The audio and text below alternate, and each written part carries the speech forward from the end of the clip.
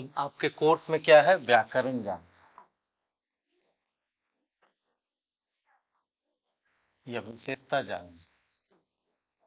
विशेषता का मतलब कि इसकी साहित्यिक विशेषता और व्याकरणिक विशेषता।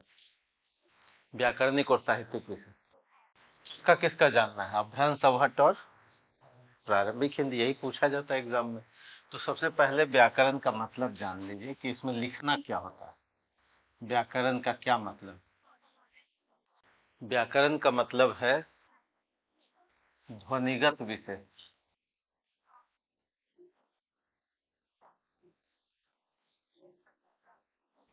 ध्वनिगत विशेषता।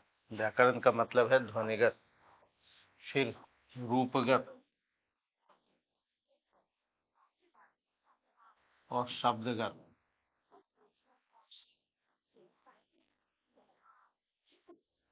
व्याकरण का ये तीन मतलब, ये तीनों लिख देंगे तो व्याकरण पूरा हो जाएगा। जैसे उदाहरण के लिए कहा जाए, ध्वनिगत में स्वर और व्यंजन,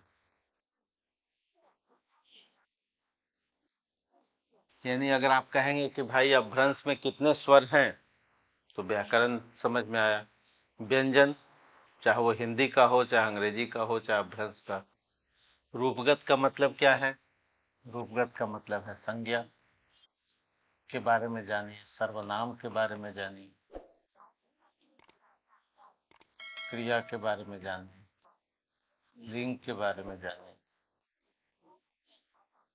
वचन, क्रिया विशेषण, इन सबों के बारे में जानिएगा तो क्या है? ये रूपगत व्याकरणिक विशेषता है। और शब्दगत व्याकरणिक विशेषता का मतलब है तत्सम, तद्भव, देशज और विदेशज।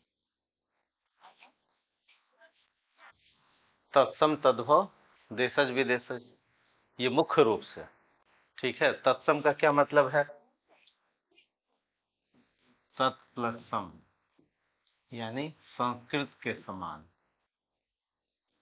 संस्कृत से जो हूबहू शब्द लिए गए उसको क्या कहा गया? तत्सम।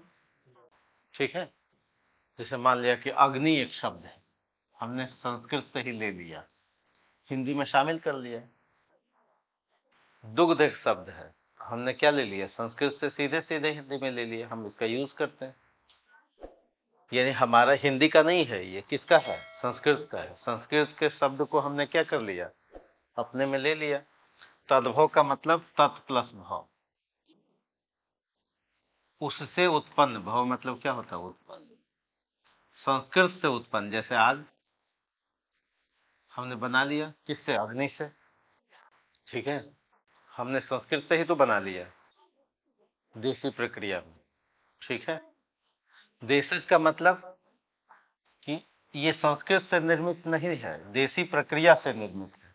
यानी ग्रामीणीकरण से ये निर्मित शब्द है। निर्मित शब्द, जैसे लाठी, जैसे मुरेठा, पगड़ी। नहीं, ये हमने संस्कृत से नहीं लिया।